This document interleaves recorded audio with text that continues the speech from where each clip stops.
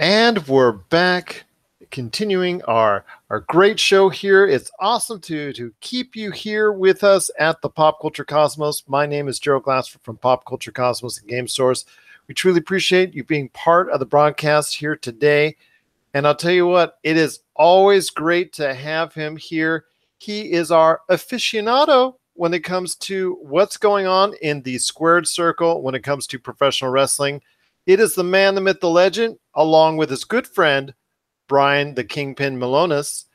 He is the man, the myth, the legend, amongst all legends with the Wrestling Podcast About Nothing. You got to check it out every Tuesday night, 10:30 p.m. Eastern, 7:30 p.m. Pacific on the Podcast Radio Network. It's on the BDA Network, Apple Podcasts, and so many other great outlets. It is the Terry Funk of professional wrestling referees, because he just does not know when he wants to quit, because when he retires, he always comes back. It's Mike Crockett. What's going on, man? Yes, thank you, Gerald. It's good. Always great to be here. And yes, once again, my extended hiatus took a hiatus, and I got back in the ring, but it's back on again. Never again, Gerald. Never again. Maybe. Yeah. Yeah. Okay. Yeah. When was Terry Funk's first retirement? Like 88 or 89 or something like that. I don't know. And he's, you still throw him a payday and he'll still show up at a convention and go ahead and get in the ring for a few minutes. But be that as it may, there's some great professional wrestling talk to go about. We just got out of the WWE's Royal Rumble, which always makes headlines at this point in time of the year. And there's some things I want to break down with him, and also as well, some great things going around in the world of professional wrestling. But let us focus first on the WWE Royal Rumble. Mike, I want to ask you, at this point in time, it's always pivotal going into the WrestleMania season. And actually, the Royal Rumble kicks it off. I want to get your thoughts on the WWE's Royal Rumble. And do you think the WWE right now, as it stands, is at a healthy point with its company? I know there's some additions that you and I both want to talk about while we're discussing that, but the overall health of the company as it leads into this year's WrestleMania. I think they're in a pretty good place. WrestleMania, as always, Royal Rumble, as you mentioned, is the kind of the kickoff to the WrestleMania season, and that's always a very healthy time in the company and in professional wrestling as a whole, because, as you know, Gerald, WrestleMania week, the entire wrestling world converges in that one area. And this year it's New Orleans, and you got all these independent shows, you got all these other shows. It really kind of boosts the entire pro wrestling economy, if you will, that whole WrestleMania weekend. But leading into WrestleMania, the Royal Rumble was a very good show. As you mentioned, some very newsworthy items coming out of that. I think, WWE is in a pretty good place right now. And the only reason I say that is because sometimes I've spoken to you about this before, because the roster itself, they have the advantage of being the premier wrestling organization right now on the planet, which, has been for the most part for the past 30, 40 plus years. But at this point in time, I want to see wrestlers that have been promoted as something that people can really get behind. And I'm not sure a lot fall into that category. Obviously, the signing of Ronda Rousey to a full-time WWE contract once she finishes up with her film obligations definitely is a great sign, and it's something that could actually be a huge benefit for the WWE. But when it comes to the male side of the equation, I don't see a lot of, I got to see wrestlers that maybe we once, we're actually going through, and I don't want to romanticize about the WWE Attitude Era, but even in the past 15 years, I have not seen anybody that right now we have to go ahead and see. Maybe there's some that are close, but I don't know. Is that, do you get that sense, or, do you see just a lot of great wrestlers, but nothing that gets you over the top to be a must see and a must watch when it comes to WWE? Well, you know that, I mean, they're 150,000% behind Roman Reigns to be that next guy. Of course, John Cena took them through the past 15 years, and they're looking for Roman Reigns to be that guy. The fans not quite as on board with that, to say it lightly. Yeah, it's pretty dismal, the fan reaction to Roman Reigns at points. I mean, there is a reaction. It's just not the reaction they're looking for. They're getting a very negative reaction to the guy. But I kind of see what you're saying. You think back to like you said, the Attitude Era, and even before that, there's superstars, those larger than life characters. There's definitely a lot fewer of those these days. Roman Reigns is who they're hitching their wagon to. You got guys like Nakamura, who won the male Royal Rumble. I've been behind that guy since for a long time now. He's a great talent. He's very different. I mean, obviously the promos, which is a big part, the interviews, which is a huge part of professional wrestling. He's not quite up to snuff because, English isn't his first language, but just the charisma that exudes from Shinsuke Nakamura is something that you have to see to believe. It's really off the charts. Well, I have seen him for years in New Japan, and obviously coming here when he just burst onto the scene at NXT and did such an outstanding job of creating that persona in NXT. But he came into the WWE with, I don't know, I guess it almost fell a little bit flat. But he did get some momentum, but it was kind of troubling to see him when he was fighting for the title earlier in 2017, and it just didn't seem to have that same starch that he once did, and that same type of je ne sais quoi. So now that you put him into the main event against AJ Styles, well, okay, the co-main event, be that as it may, but I want to see more. I know they had a chance to go ahead and recreate with Matt Hardy, but you and I both know, since it's not a gimmick that was created in-house, they never seem to get fully behind it. So at this point in time, the Matt Hardy Woken character, it looks like it's just going to be something that's going to remain and be relegated to the mid card. It's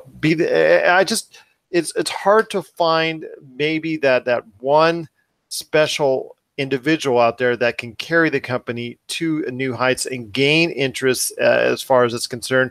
Braun Strowman is someone that they're trying to push very strongly, that may be able to do it. But at this point in time, it's just hard for long-term fans such as myself to really get behind that one wrestler that also the WWE also wants to get behind itself. Well, maybe you're looking at the wrong side of the ledger. I mean, you mentioned Ronda Rousey, and they are pushing the women's division, I mean, at equal to the men, which is, rightfully so. And the fact that they have this woman who sold millions of buys and pay-per-views for UFC, they're bringing her into WWE. That's a huge thing. It's got a lot of publicity all over the place. ESPN reported it first, like right after it happened at the Rumble. And maybe we're looking in the wrong place. It's been so male centric for so many years, the WWE. Maybe, this women's revolution, I know it's kind of like a cliched term that they've just kind of a buzzword they've kind of thrown out there, but maybe Ronda Rousey, we're too male centric. Well, maybe we should look towards someone like Ronda Rousey to bring back what we're looking for here, this superstar quality that we're seen to be lacking. And actually, I can't agree with you more on that, because you look at the talent on that side of the ledger, as you said, and that is really stacked probably at the biggest peak point since maybe the late 90s, early 2000 era, when because you have right now Asuka, that seems to be the most dominant force in the WWE, Charlotte Flair, who many, including myself, considered to be one of the top wrestlers on the planet at this point in time, Sasha Banks, Bayley, and so many other individuals out there. I know people had questioned at first the legitimacy of a women's battle royal if they were going to fill out the roster with 30 qualified individuals. And not only did they do so, but they did so in spades and provided a very, very strong battle royal as far as from that point is concerned. So yes, absolutely. I think that is an excellent idea. And let's see them go ahead and try and promote that side of the coin, and let's see if they can go ahead and gain that kind of foothold again with the casual audiences out there, and even the long-term hardcore fans that they once had a while back, and they're not able to see if they're not able to reclaim as a whole, because the men's side seems sort of, I don't know, with the 50-50 booking, it just seems sort of like almost like in a malaise at many points in time. So that's an excellent suggestion, because there are some dominant ladies on that side of the coin, and actually some even coming up still in NXT that have yet to debut on WWE television as well.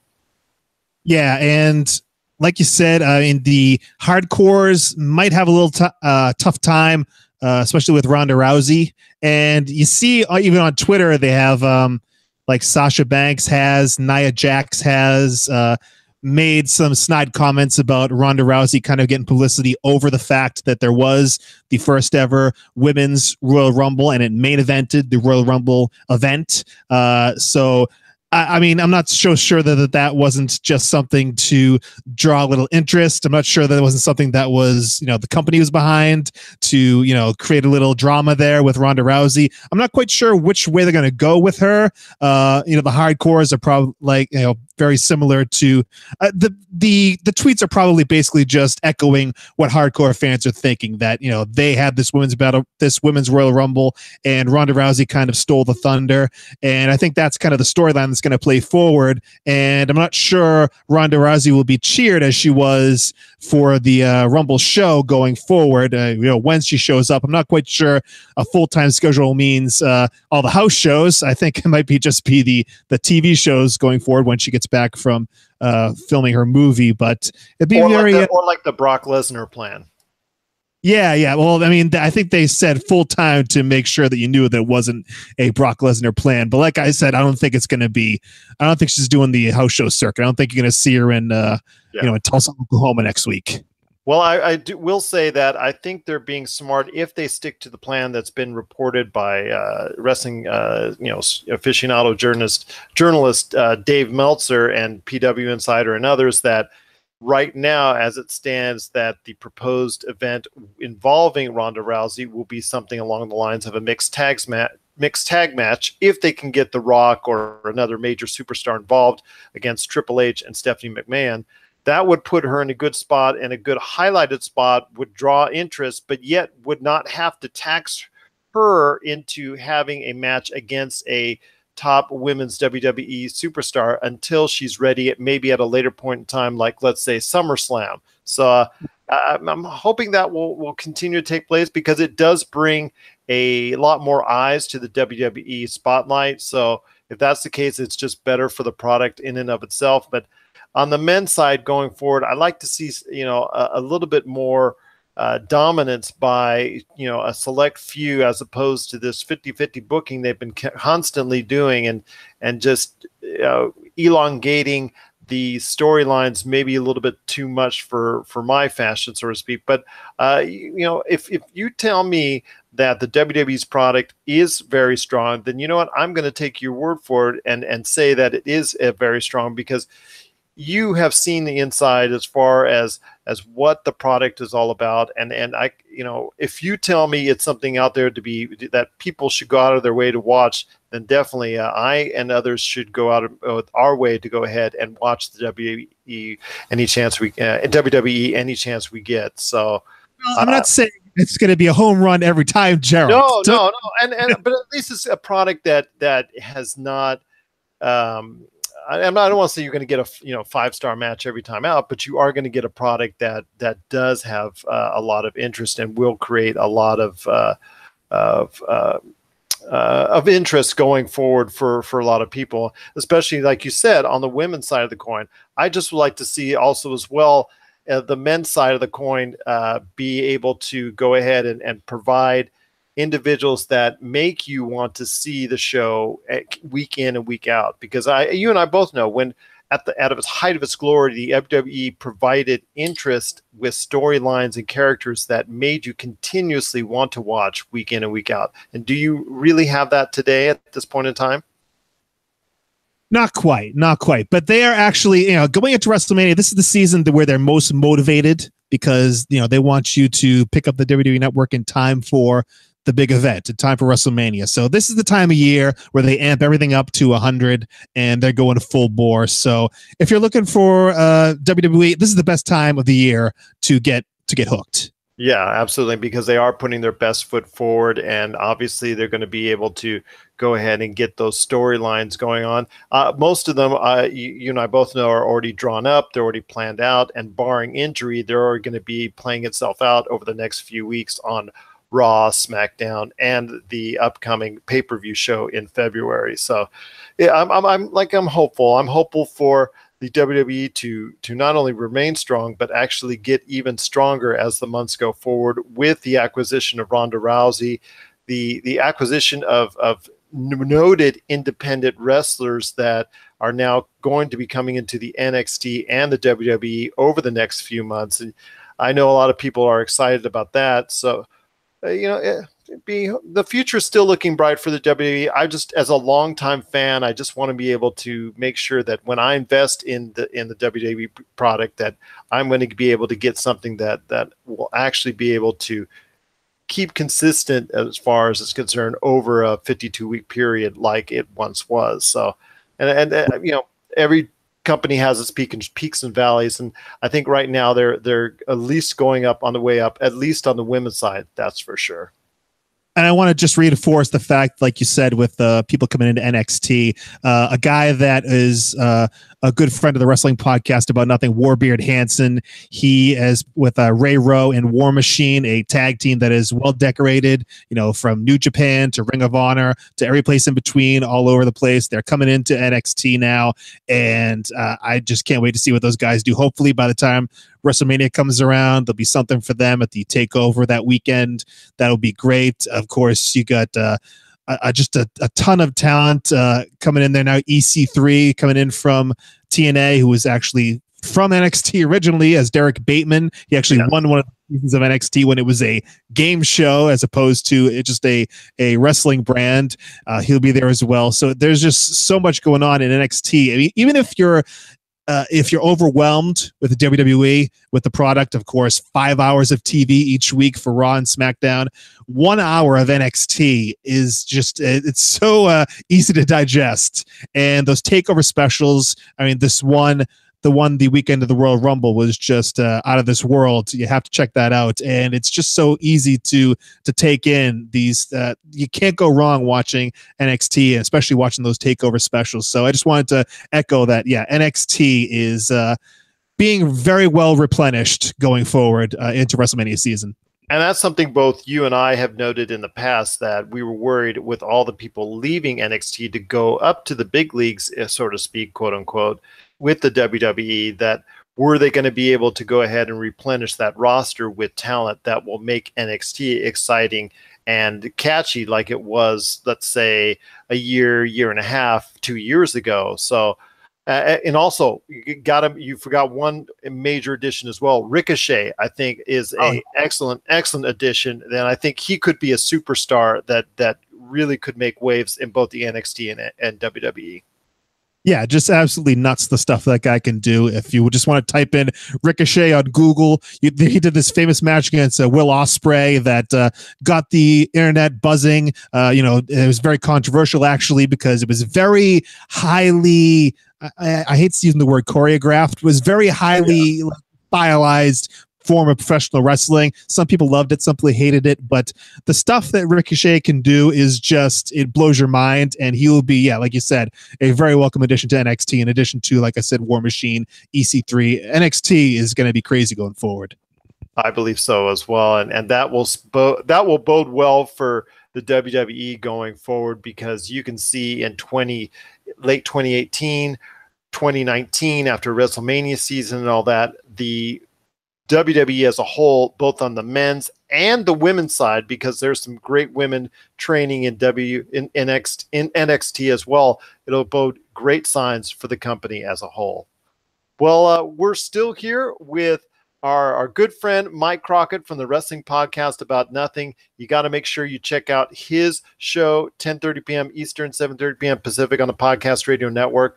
Also, as well, you got to catch it on the BDA Network and also Apple Podcasts. Subscribe to it today so you catch the latest episodes each and every week. He's got a great show with a man who is tearing it up in Ring of Honor, and that's going to be Brian the Kingpin Malonis. You got to listen to these two when they're together. It's just an awesome treat indeed. My best to Brian, and I'm so happy to see him, seeing that kind of success in Ring of Honor, which leads me into my next question. I've talked to you a little bit about the great things that New Japan Pro Wrestling has done over the past couple of years to make itself try and reach an outside audience outside of the Japanese market. And obviously they have done a pretty good job of that with shows in the US, shows in overseas. Their shirts, especially with the Bullet Club, selling very well. Hot Topic certainly has no problem with it, I can assure you. But it leads me to my next question.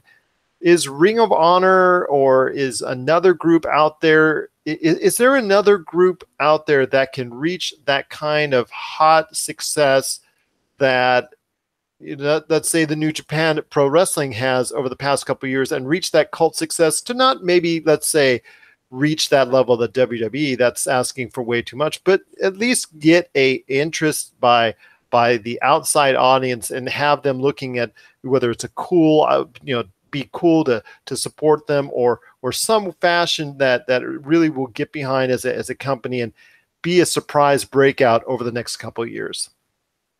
It's tough to say. I don't think there's anyone. I mean, the closest is New Japan. They've done a tremendous job these past years, just gaining exposure and through word of mouth, and through the fact that they've brought in guys like Chris Jericho, who was one of the headliners for Wrestle Kingdom on January 4th, which is New Japan's biggest show of the year. And we thought it was a one-time thing, perhaps, but seems like the day after he attacked Naito, and it looks like that's the next thing for Chris Jericho. So Chris Jericho seems to be sticking around New Japan, and New Japan amazingly sold out a 5,000 seat arena in Long Beach, California in 20 minutes. So that just happened this past week. So yeah, New Japan is doing very well. Ring of Honor is, there's a Sinclair Broadcasting owns Ring of Honor, and there is a deal that is, imminent, of them purchasing a number of high quality television stations. And if Ring of Honor can get on those additional stations, that will put them in, just about every home in the United States. And that would be huge for Ring of Honor, and that would really increase their exposure. And, there's always Impact Wrestling, Gerald. We always come back to it every time we sit here and talk. The rumors of their demise, as always, have been greatly exaggerated. They got new people in charge. There's a lot of turnover there. We talked about EC3 leaving. Yes. Rockstar Spud recently debuted. Jeremy Borash, the voice of Impact Wrestling for 18 years, as he is leaving. Not only the voice of not only the voice of Impact Wrestling, but behind the scenes, just a driving force, just a very motivated guy. And to have him now moving over to WWE, Don Callis and Scott D'Amore are the guys in charge of Impact Wrestling now, and they have said that they're making some changes. And it's bearing out right now that the fact that they are changing things up, and who knows what could happen. They have a television presence on Pop TV. Not a ton of people know where Pop TV is on their cable dial, but they're averaging about 300,000 viewers, I believe, per episode. I think that's the number that's been going by the past few weeks. Yeah, it's holding steady. It's not increasing. It's not really going down, but yeah. So New Japan is at the top. If you want to pick one that could, you can't say anyone's going to challenge WWE, but someone who would step out from the pack and be an alternative, I would say New Japan. And if this deal goes through with Sinclair, that could very well be something that really opens up some eyes and really gets some people focused on Ring of Honor going forward into 2018 here. Well, one thing I am happy for, like I said, is Brian Malonis, Kingpin. He has, he now seems like he's a very stable part of Ring of Honor.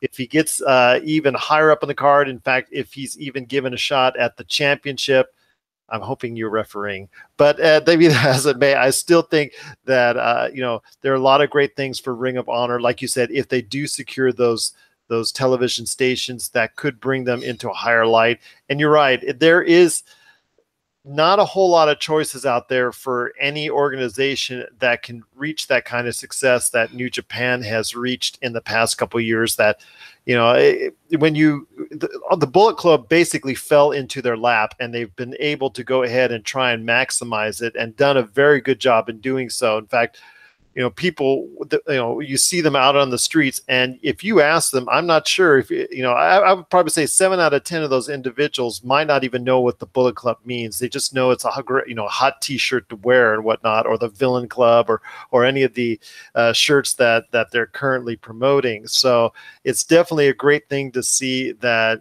New Japan is doing very well abroad outside of the Japanese market. But I agree with you. I don't think there is that one entity yet that might break out. But if there's anyone, it may be Ring of Honor. Impact, yeah, it's still the same old story with them, and I don't think that's ever going to change. And they're the, what did I say last time? I think they were the cockroach of wrestling. That just even a nuclear war won't actually just destroy them, and they'll just stay alive throughout, no matter what people throw out at them. So. I do want to say, you mentioned Kingpin, Brian Malonis is part of Ring of Honor. As much as a hard time as I give him, I mean, just the fact that he's been around for so long, and finally he's getting a regular spot with the national company. He's going all over the place to TV tapings and getting on national television. He's part of a tag team with the Beer City Bruiser now, and they're backing up Silas Young, who's the television champion of ROH now. It's just great. I mean, it means that occasionally we don't have him on the wrestling podcast about nothing, and we have to do without. But it's what we have to do to help out. And first and foremost, that's been his dream since he's been a little kid, to be a national TV star. So I mean, the wrestling podcast about nothing will survive, and he'll always come back to us. But I'm glad that he's got his spot with Ring of Honor, and he's doing great things, and we support him 100%. If we do here at Pop Culture Cosmos, indeed. Although I hope he's backstage, just like prodding someone to say, that's higher up, and then say, Brian Malonis, Ring of Honor champion, has a great ring to it, doesn't it? Yeah. But at least I'm hoping he's doing that. It's always backstage politics and whatnot. But again, I'm here with Mike Crockett. It is the wrestling podcast about nothing. You want to check it out every Tuesday night, 10:30 p.m. Eastern, 7:30 p.m. Pacific on the Podcast Radio Network. Also as well, the BDA Network, and of course, Apple Podcasts and so many other podcast outlets as well. One final question, because I know you are truly a busy man, being the Terry Funk of professional wrestling referees, always coming out of retirement and after extended hiatuses, so to speak. But I want to ask you one last question right now. Who, in your opinion, is the best wrestler on the planet, and who do you think will replace that individual maybe in a year, 2 years down the line, maybe when we talk about this subject again? Let me see. I have to go with the past couple of years. AJ Styles, I think, is the best wrestler in the world. It's tough because I don't get to see as much New Japan as I want to perhaps. I mean, I'm not sure. Kenny Omega is right up there as well. But for me, from what I see week in and week out, I think AJ Styles is the best wrestler on the planet. He's been doing it for so long. It's amazing. The guy's over 40 years old, and he's doing it still at a very high level. He came into WWE late in his career, but still able to do amazing things and do things, like I said, at the very highest level. And he's going into WrestleMania to wrestle Shinsuke Nakamura. They've had that match before at Wrestle Kingdom. It's going to be excellent at WrestleMania as well. Can't wait to see it. But for someone who could challenge the crown, who could perhaps take AJ Styles' place. I mean, there's a guy who wrestled in the main event of the NXT TakeOver show. Johnny Gargano is a guy who he's not the biggest guy in the world. He's like I don't want to put this on him this early in his career, but he's a Shawn Michaels type. He's a smaller guy, but he goes 100 miles an hour. He goes 100% each and every time. He had a excellent match with Andrade Cien Almas for the NXT Championship this just a little while back at NXT TakeOver, and he could be a guy to watch going forward. I mean, I'm not saying next year. Perhaps not saying 2 years from now, but maybe like 5 years from now, Johnny Gargano could be at the very top of the card and doing great things. And you saw a little preview of it at NXT TakeOver against Cien Almas. I think that's an excellent choice. Oh, sorry, feedback. I think that's an excellent choice. I also want to throw we threw out his name before in the past, but I want to throw out his name again, Ricochet. I think whether you know him as Prince Puma from Lucha Underground or whatnot, I think he is a tremendous performer, and I think also if given the right push, he can actually go ahead and wow audiences for years to come. I still think he's got a lot left in the tank. I can't agree with you more on that. As far as a performer, AJ Styles is on top. Kenny Omega is also by many considered the best wrestler on the planet as well, and I cannot disagree with you as well on that. Asuka could be something special as well if they keep her as strong as they do. Charlotte Flair, and then there's also developmental talent in NXT who I think actually could be better at some point in time than a lot of the individuals in the WWE as well. So AJ Styles right now is even in 40 plus. He brings a good. He brings actually a good word to anybody that's in their 40s, like certain people I know, me. But just seeing him perform out there the way he can just brings a smile to my face that he's got the chance after all those years in TNA. And a lot of people thought he was pigeonholed within the TNA environment, and it's nice to see that he's broken out upon being that superstar that many, including you and I both, thought he could be. So it's definitely a great observation indeed. And I want to say to Asuka, I mean, I don't know what it is. I have to change that mentality. I'm always thinking when you say a wrestler, I'm thinking a male wrestler, and it's a passe mindset. I have to adjust. Asuka is fantastic. She's done so much good for women's wrestling. She's done so much good in WWE. She's got such an amazing presence about her. Her entrance, her entire presentation is out of this world. Asuka is, I mean,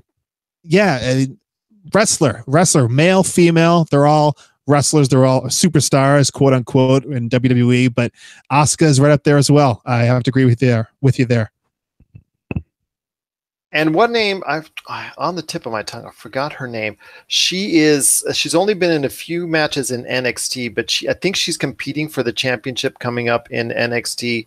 I forget her name. She did very strongly she did very well in the Mae Young Classic, and a lot of people have high hopes for her. In fact, the last from the Wrestling Roundtable, he actually suggested her as well. Big fan of hers. I forget her name. Oh God. Kairi Sane?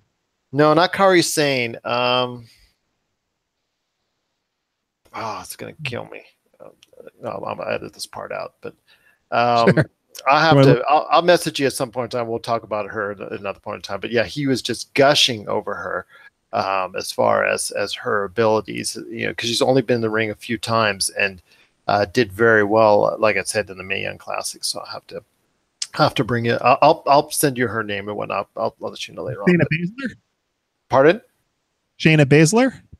I think yes, Jaina Baszler, yes, that's who it is. Yes, I'm like That is the one who's friends with Ronda Rousey. Yes, she has done a tremendous job. I actually did catch her match after it was suggested to me, and yeah, she could have that je ne sais quoi that a lot of people are looking for as far as the following is concerned. So she has acquitted herself well in just a few short matches, so definitely could be someone to look out for as well. But those were some great choices by you, Mike. And I think that, with the influx of a lot of great talent coming into the NXT and the WWE, that the WWE is going to look even stronger, I believe, later this year or even 2019 and 2020 going forward. I think a return by Cody Rhodes, if he ever decides to come back, will also be a nice addition as well. I think he could, if given a better chance in the WWE could probably prove to make a better impact, sorry for the pun, than he did before previously in the WWE. But that's just my wording as well. But be that as it may, I want to ask you one last thing before you head on out. Why do people need to go out of their way as wrestling fans to check out your show, the Wrestling Podcast About Nothing? My personal favorite as far as the wrestling scene, but that's just my choice. But why do people need to hear your show, the Wrestling Podcast About Nothing?